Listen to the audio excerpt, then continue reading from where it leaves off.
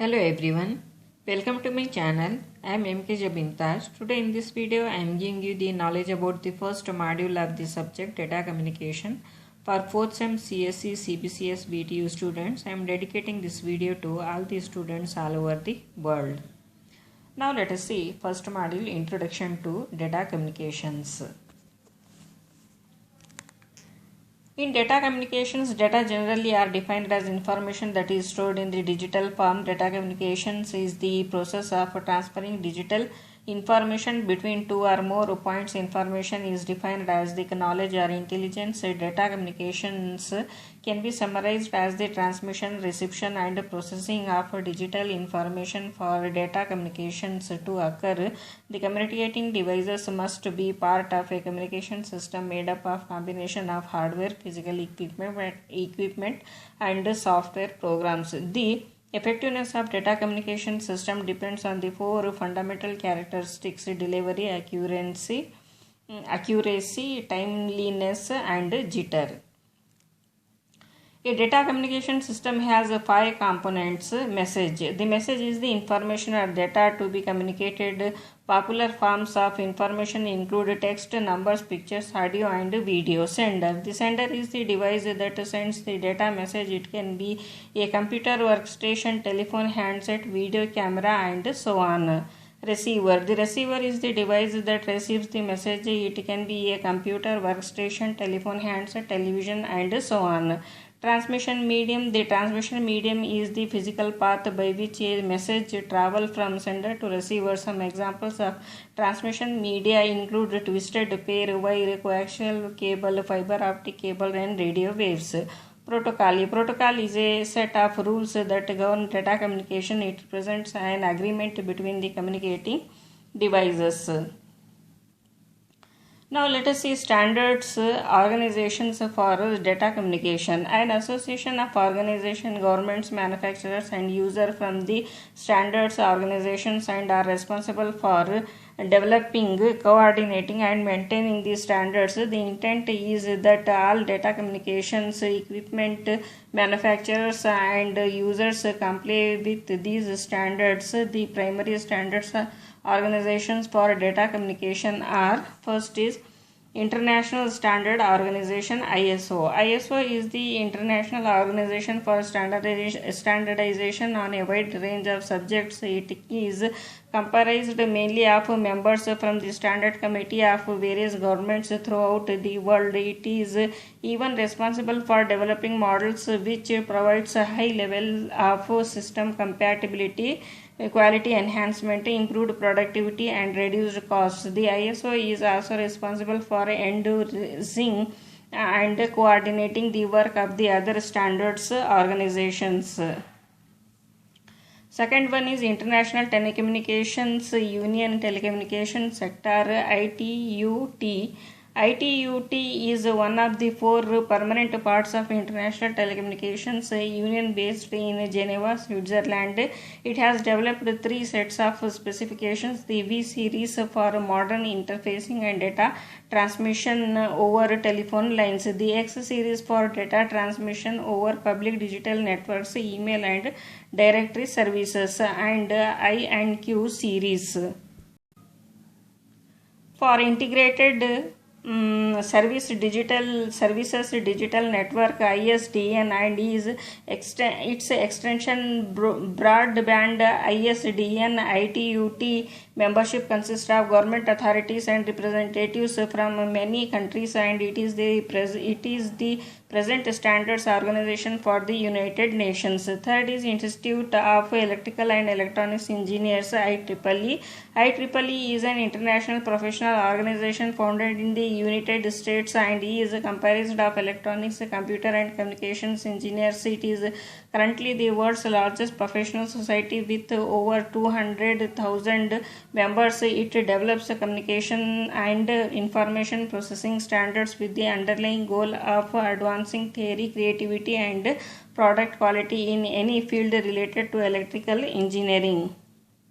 Now let us see American National Standards Institute, ANSI. ANSI is the official standard agency for the United States and is the US voting representative for the ISO. ANSI is a completely private non-profit organization comprised of equipment manufacturers and users of data processing equipment and services. ANSI membership is comprised of the people from professional societies, industry associations, governmental and regulatory bodies, and consumer goods.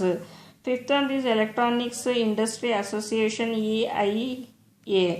EIA is a non-profit US trade association that establishes and recommends industrial standards. EIA activities include standard development, increasing public awareness, and lobbying, and it is responsible for developing the RS recommended standards series of standards for data and communications.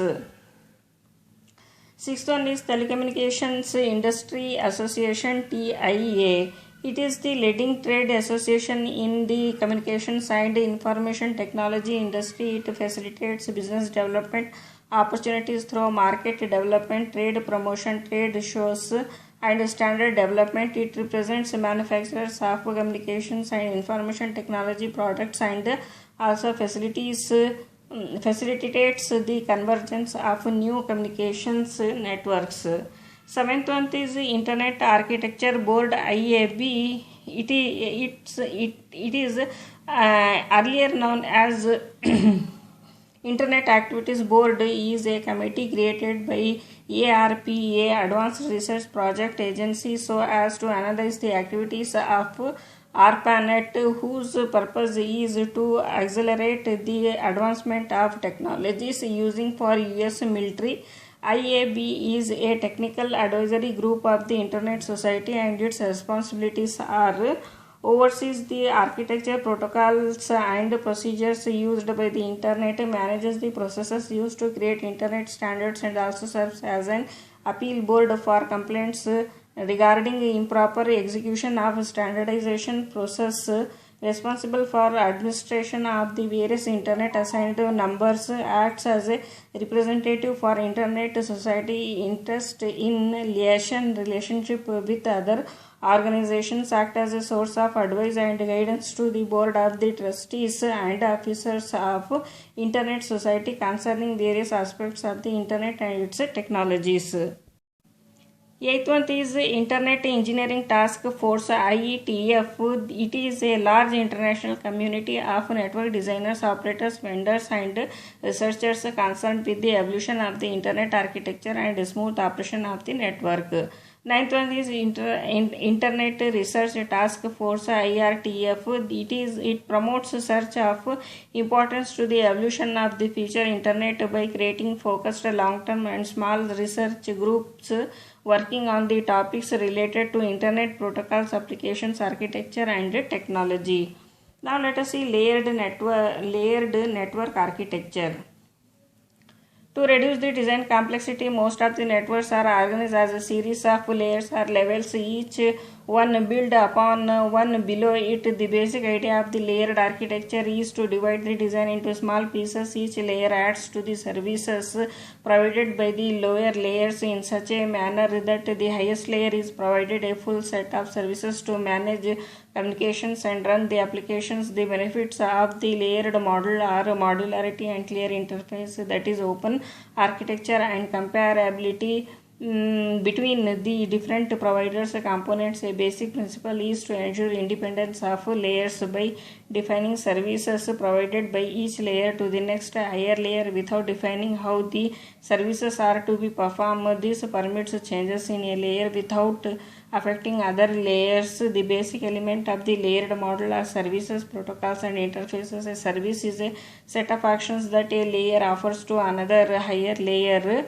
Protocol is a set of rules that a layer uses to exchange information with a peer entity. These rules concern both the contents and the order of the messages used between the layers. Service interface are defined. The messages from one layer to another are set through those interfaces. In n-layer architecture, the layer n1 on one machine carries on conservation with the layer n on the other machine. The rules and conventions used in this conservation are collectively known as a layer n protocol. Basically, a protocol is an agreement between the communicating parties on how communication is to proceed. 5-layer architecture is shown below. The entities comprising the corresponding layer on different machines are called peers. In other words, it is the peer that communicate using protocols. In reality, no data is transferred from layer n on one machine to layer n of another machine. Instead, each layer passes data and control information to the other immediately below it until the lowest layer is reached. Below layer 1 is the physical layer through which actual communication occurs. See the figure here. With layered architecture, communications between two corresponding layers requires a unit of data called a protocol data unit. A protocol data unit can be a header added at the beginning of the message or trailer appended to the end of the message. Data flows downward through the layers in the source system and upwards the destination address. As data passes from one layer into the another, header and trailers are added and removed from the PADU. This process of adding and removing PADU information is called encapsulation or decapsulation. Between each pair of the adjacent layers, there is an interface. The interface defines which primitive operations and services the lower layer offers to the upper layer adjacent to it. A set of layers and a protocol is known as network architecture. A list of protocols used by certain system. One protocol per layer is called protocol stack. Now let us see open system interconnection.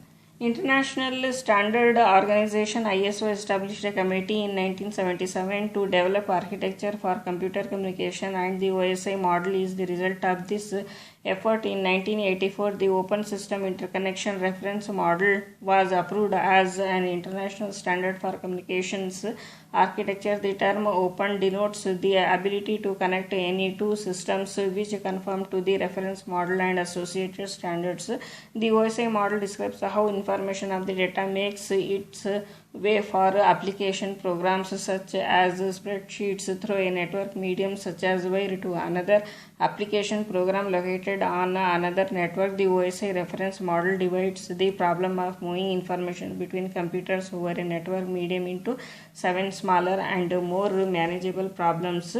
The 7 layers are, see the figure here. The lower 4 layers, transport network, data link and physical layers 4, 3, 2 and 1 are connected with the flow of data from end to end through the network. The upper 4 layers of the OSI model, application, presentation and session 7, 6, 5 are oriented more towards services to the applications. Data is encapsulated with the necessary protocol information as it moves down the layers before network transit. See the figure. As with any layered architecture, overhead information is added to PADU in the form of headers and trailers. Each layer provides a service to the layer above it in the protocol specification. Each layer communicates with the same layer software or hardware on other computers. See the figure. Now let us see physical layer. The physical layer is the lowest layer of the OSI hierarchy and coordinates the functions required to transmit a bit stream over a physical medium. It also defines the procedure and functions that physical devices and interfaces have to perform for transmission occur. The physical layer specifies the type of the transmission medium and the transmission mode: simplex, half duplex, full duplex, and the physical, electrical, functional and procedural standard for assessing the data communication networks. See the figure here. The transmission media defined by the physical layer include the metallic cable, optical fiber cable or wireless radio wave propagation. The physical layer also includes the carrier system and to propagate the data signals between points In the network, the carrier systems are simply communication systems that carry data through a system using either metallic or optical fiber cables or wireless agreements such as microwave satellites and cellular radio systems. Now let us see data link layer. The data link layer transforms the physical layer, a transmission facility, to a reliable link and is responsible for node-to-node delivery. It makes the physical layer appear error-free to the upper layer, that is network layer. See the figure here. The data link layer packages data from the physical layer into groups called blocks, frames, and packets. If frames are to be distributed to different systems on the network, the data link layer adds a header to the frame to define the physical address of the sender, source address, and or receiver destination address of the frame. The data link layer provides flow control, access control, and error control. Now let us see network layer. The network layer provides details that enable data to be routed between devices in an environment using multiple networks. Subnetworks are both. This is responsible for adding messages and data so they are sent to the correct destination, and for translating logical addresses and names like a machine name flame into physical address. This layer is also responsible for finding a path through the network to the destination computer. See the figure. The network layer provides the upper layers of the hierarchy with independence from the data transmission and switching technologies used to interconnect systems. Networking components that operate at the network layer include routers and their softwares. Now let us see transport layer. The transport layer controls and ensures the end-to-end integrity of the data message propagated through the network between two devices, providing the reliable, transparent transfer of the data between two endpoints. The transport layer responsibilities include message routing, segmenting, error recovery, and two types of basic services to an upper layer protocol: connection oriented and connectionless. The transport layer is the highest layer in the OSI hierarchy in the terms of communications and may provide data tracking, connection flow control, sequencing of data, error checking, and application addressing and identification. Now let us see session layer. Session layer, sometimes called the dialog controller, provides a mechanism for controlling the dialogue between the two end systems. It defines how to start, control, and end conversations between applications. Session layer protocols provide the logical connection entities at the application layer. These applications include file transfer protocols and sending email. Session responsibilities include network log-on and log-off procedures and user authentication. Session layer characteristics include virtual connections between the applications, entities, synchronization of data flow for recovery purposes, creation of dialog units and activity units, connection parameter negotiation, and partitioning services into functional groups. Now let us see presentation layer. The presentation layer provides independence to the application process by addressing any code or syntax conversion necessary to present the data to the network in a common communication format. It specifies how end user applications should format the data. See the figure. The presentation layer translated between different data formats and protocols. Presentation functions include data file formatting, encoding, encryption and decryption of the data messages, dialog procedures, data compression algorithms, synchronization, interruption, and termination. Now let us see application layer. The application layer is the highest layer in the hierarchy and is analogous to the general manager of the network by providing access to the OSI environment. The applications layer provides distributed information services and controls the sequence of activities within an application, and also the sequence of the events between the computer application and the user of another application.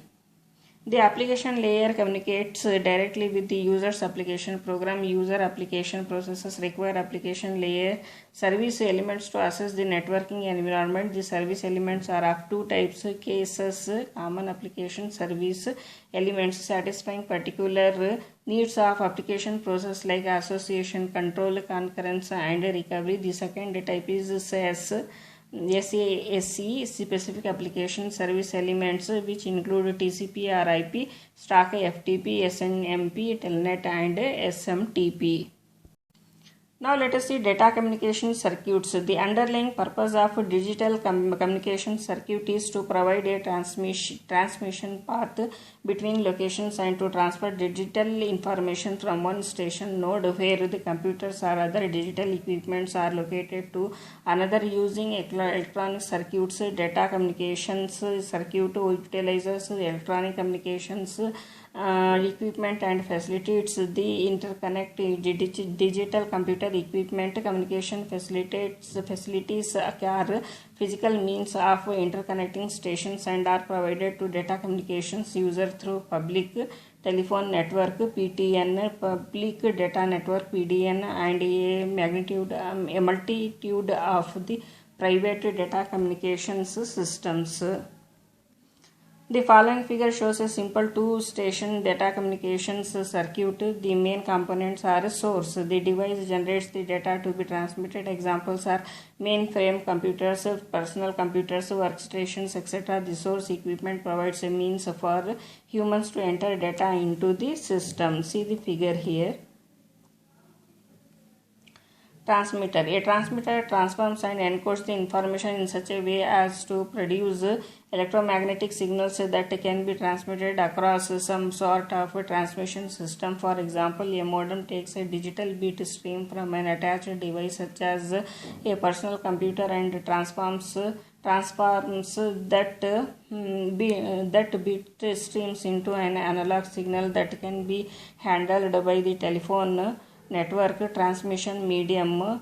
The transmission medium carries the encoded signal from the transmitter to the receiver. Different types of transmission media include free space radio transmission, that is all forms of wireless transmissions, and physical facilities such as metallic and optical fiber cables. Receiver.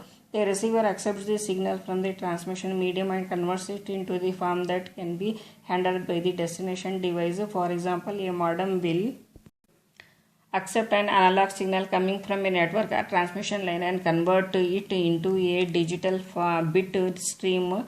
Destination takes the incoming data from the receiver and can be any kind of the digital equipment like the source.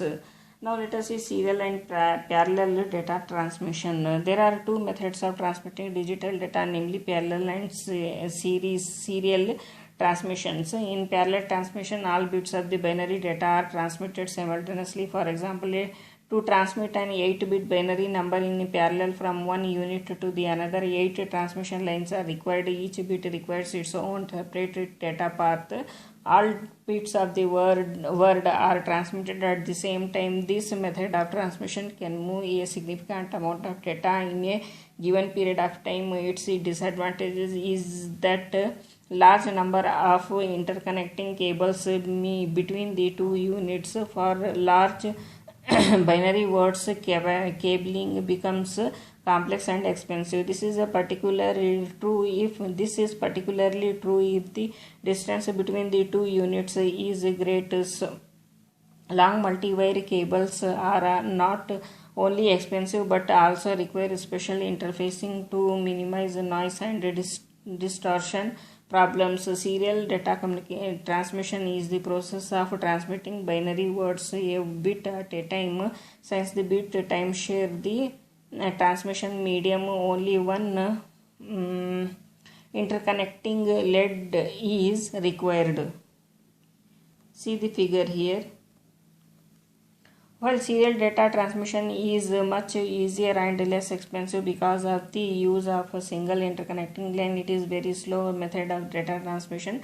Serial data transmission is useful in systems where high speed is not a requirement. Parallel communication is used for short distance data communications and within a computer, and serial transmission is used for long distance data communications. Now let us see data communication circuit arrangements. Data communication circuit arrangements. A data communication circuit can be described in terms of circuit configuration and transmission mode.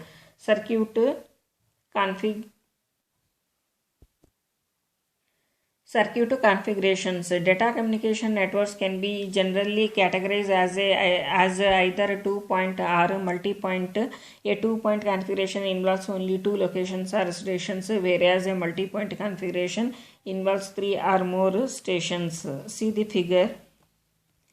A 2-point circuit involves the transfer of digital information between a mainframe computer and a personal computer. Two mainframe computers are two data communications networks. A multi-point network is generally used to interconnect a single mainframe computer host to many personal computers or to interconnect many personal computers, and capacity of the channel is either spatially shared. Devices can use the link simultaneously or time share. User take turns. Now let us see transmission modes. There are 4 modes of transmission of data communications circuits. See the figure. In simplex mode, the communication is unidirectional as on a one-way street.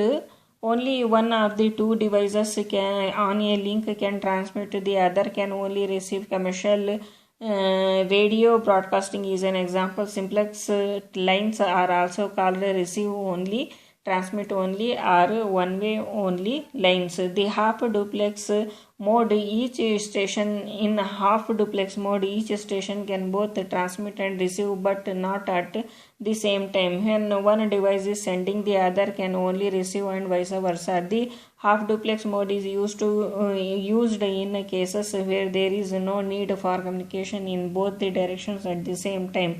The entire capacity of the channel can be utilized for each direction. Citizens band radio is an example where push to talk PTT is to be pressed or depressed with depressed while sending and transmitting. Now let us see full duplex. In full duplex mode called duplex, both stations can transmit and receive simultaneously. On one common example of full duplex communication is the telephone network. The full duplex mode is used when communication in both directions is required all the time. The capacity of the channel must be divided between the two directions. In full or full duplex mode, transmission is possible in both directions at the same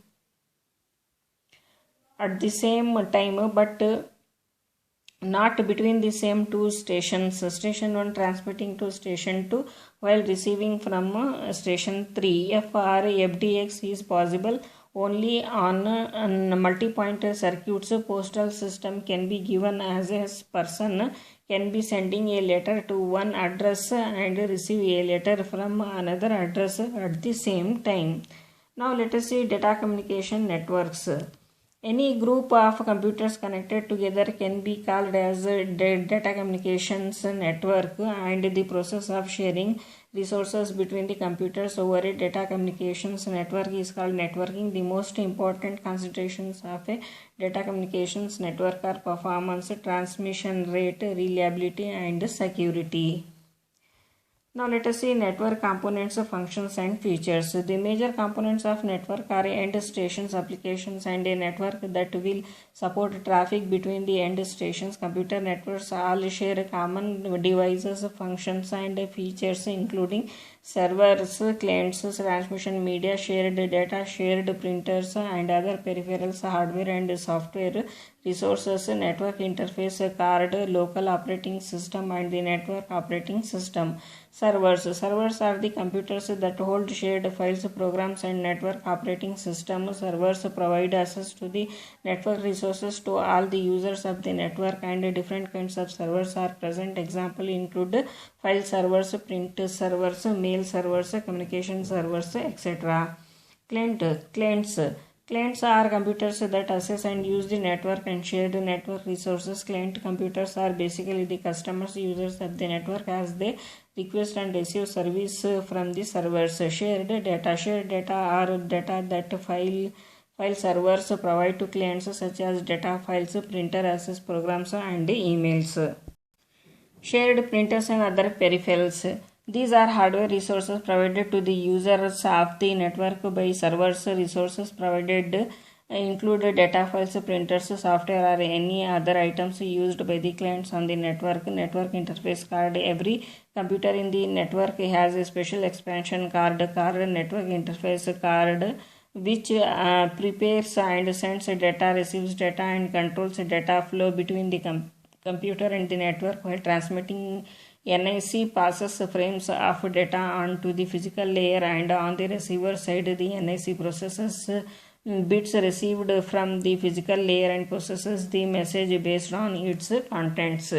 Local operating system. A local operating system allows personal computers to access files print to a local printer and have and use one or more disk and CD drives that are located on the computer. Example are MS-DOS, PC-DOS, Unix, Macintosh, OSR2, Windows 95, 98, XP, and Linux. Network operating system. The network operating system is a program that runs on the computers and servers that allows the computers to communicate over a network. The NOS provides services to clients such as login features, password authentication, printer access, network administration functions, and data file sharing. Network models. Computer networks can be represented with two basic network models: peer-to-peer, client-to-server, and dedicated client-server. The client-to-server method specifies the way in which two computers can communicate with software over a network. Now let us see peer-to-peer, client or server network. Here all the computers share their resources such as hard drives, printers, and so on with all the other computers on the network. Individual resources like disk drives, CD-ROM drives, and even printers are transferred into shared collective resources that are accessible from every PC, unlike the client-server networks where network information is stored on a centralized file server PC and made available to tens, hundreds, thousands of client PCs. The information stored across peer-to-peer network is uniquely decentralized, but peer-to-peer PCs have their own hard disk drives that are accessible by all computers. Each PC acts as both a client information requester and a server information provider. The peer-to-peer network is an appropriate choice when there are fewer than 10 users on the network. Security is not an issue and all the users are located in the same general area. The advantages of peer-to-peer over client-server nodes include no need for a network administrator. Network is fast or inexpensive to set up and maintain. Each PC can make backup copies of its data to other PCs for security. Easiest type of the network to build peer-to-peer is perfect for both home and the office use.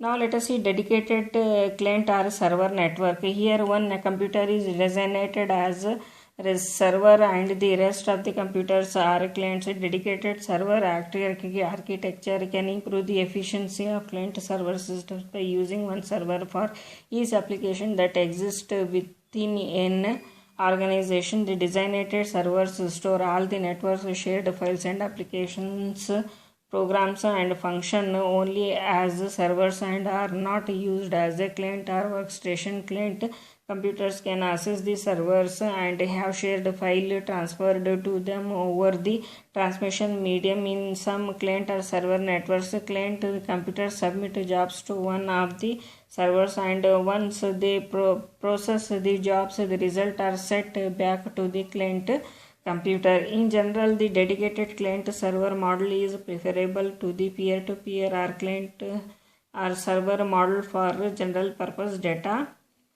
networks. Preferable to the peer-to-peer client or server model for general purpose data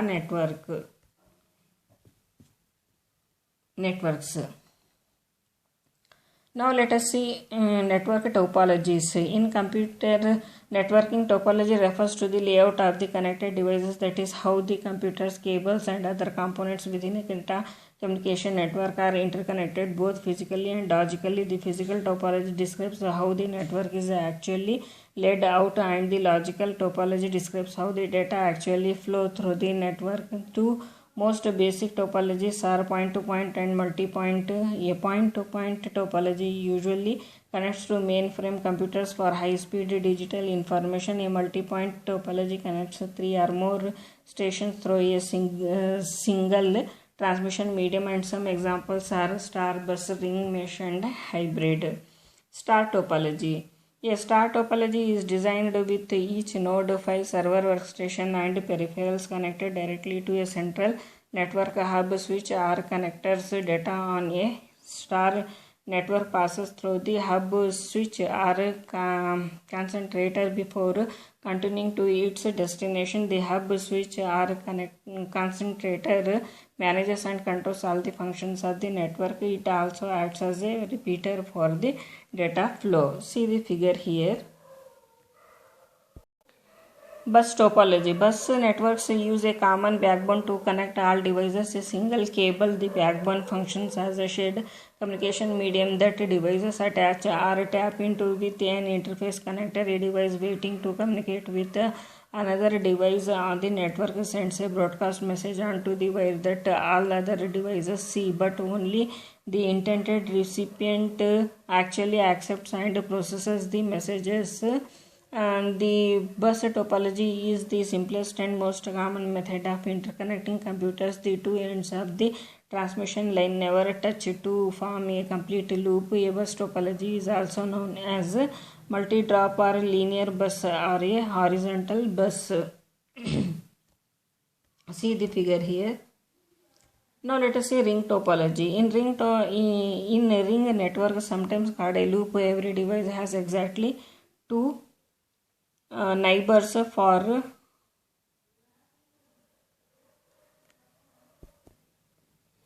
communication purposes. All messages travel through a ring in the same direction.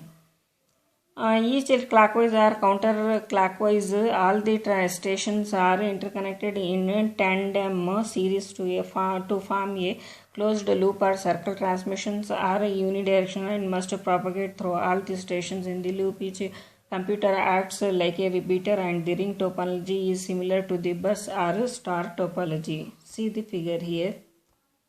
Now let us see mesh topology. The mesh topology incorporates a unique network design in which each computer on the network connects to the every other, creating a point-to-point connection between every device on the network. Unlike each of the previous topologies, messages sent on a mesh network can take any of the several possible paths from source to destination. A mesh network in which every device connects to every other is called full mesh. A disadvantage is that a mesh network with n nodes must have n into n minus 1 divided by 2 links, and each node must have n minus 1 input-output ports, that is links. See the figure. Now let us say hybrid topology. This topology, sometimes called mixed topology, is simply combining two or more of the traditional topologies to form a larger, more complex topology. Main aim is being able to share the advantages of the different topologies. See the figure here. Now let us see network classifications. One way to categorize the different types of computer networks designed is by their scope or scale. Common examples of area network types are LAN, WAN, WLAN, WAN, MAN, SAN, CAN, PAN, DAN. Now let us see the LAN, local area network. A local area network is a network that connects computers and devices in a limited geographical area, such as home, school, computer laboratory, office building, or closely positioned group of buildings. LAN uses a network's operating system to provide two-way communications at bit rates in the range of 10 Mbps to 100 Mbps. In addition to operating in a limited space, LANs are also typically owned, controlled, and managed by a single person or organization. They also tend to use certain connectivity technologies, primarily Ethernet and token ring. Advantages of LAN: share a resource efficiently. Individual workstations might survive network failure if it does not rely upon others. Component evolution independent of several system evolution, support heterogeneous hardware or software, access to other LANs and bands, high transfers at high transfer rates with the low error rates. Now let us see MAN, Metropolitan Area Network. A MAN is optimized for a larger geographical area than a LAN, ranging from several blocks of buildings to entire cities. In geographical scope, its geographical scope falls between a WAN and LAN. A MAN might be a single network like the cable television network, or it usually interconnects a number of local area networks using a high capacity backbone technology such as fiber optic links, and provides uplink services to wide area networks and the internet. MANs typically operate at speed of 1.5 Mbps to 10 Mbps and ranges from a few miles to a few hundred miles in length. Examples of MANs are FDDI, fiber distributed data interface, and ATM, asynchronous transfer mode. Now let us see wide area network. Wide area networks are the oldest type of data communication network that provide relatively low speed, long distance transmission of data, voice and video information over relatively large and widely dispersed geographical areas such as country or entire continent. WANs interconnect routers in different locations. A WAN differs from a LAN in several important ways. Most WANs, like the internet, and are not owned by any one organization, but rather exist under collective or distributed ownership and management. WANs tend to use technology like ATM, frame relay, and X.25 for connectivity over the longer distances. Now let us see global area networks. A GAN provides connections between countries around the entire globe. Internet is a good example and is essentially a network comprised of other networks that interconnect virtually every country in the world. GAN operates from 1.5 Mbps to 100 Mbps and 100 Gbps and covers thousands of miles. Now let us see campus area network. CAN, a network spanning multiple LANs but smaller than a MAN, such as on a university or local business campus.